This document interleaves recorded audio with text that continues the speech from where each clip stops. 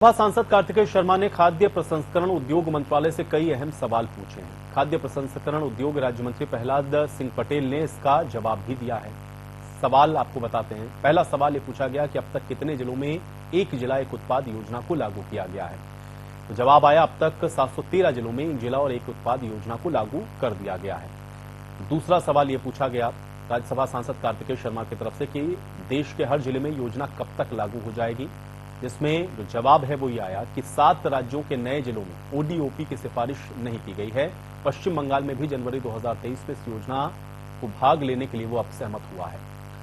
तो तीसरा सवाल राज्यसभा सांसद कार्तिकेय शर्मा ने पूछा है कि सरकार की ओर से प्रोडक्ट को बेचने के लिए कौन सा डिजिटल प्लेटफॉर्म बनाया गया है। इस सवाल राज्यसभा सांसद कार्तिकेय शर्मा ने पूछा।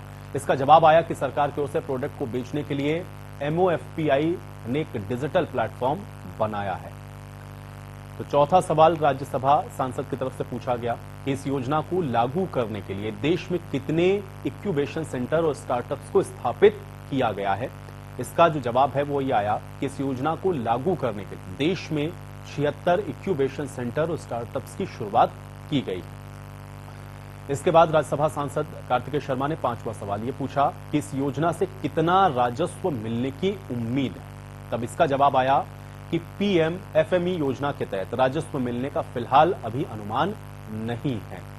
इसके बाद राज्यसभा सांसद कार्तिकेय शर्मा ने सवाल उठाया कि इस योजना के जरिए युवाओं को रोजगार मिलने की कितनी संभावना है।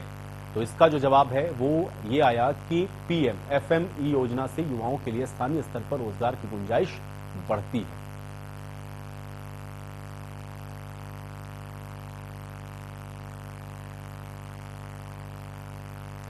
तो वहीं राज्यसभा सांसद कार्तिकेय शर्मा ने वाणिज्य और उद्योग मंत्रालय से भी कई अहम सवाल किए हैं। तो फिर वाणिज्य और उद्योग राज्य मंत्री सोम प्रकाश ने सवालों का जवाब दिया है। सवाल यह हुआ कि सरकार ने जून 2019 से विदेशी निवेशकों को आकर्षित करने के लिए क्या कदम उठाए हैं। जवाब आया, विदेशी निवेशकों को आकर्षित करने के लिए सरकार ने निवेशक अनुकूल नीति को तैयार किया है।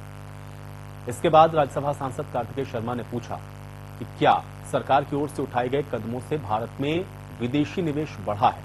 इसका जवाब आया कि हां, सरकार की ओर से उठाए गए कदम से भारत में विदेशी निवेश में इजाफा हुआ है। फिर यह सवाल पूछा गया राज्यसभा सांसद कार्तिकेय शर्मा की तरफ से, जून 2019 में भारत में कितना विदेशी निवेश आया है। जिसका जवाब आया, जून 2019 में भारत में कुल 284 बिलियन अमेरिकन डॉलर का विदेशी निवेश प्राप्त हुआ है।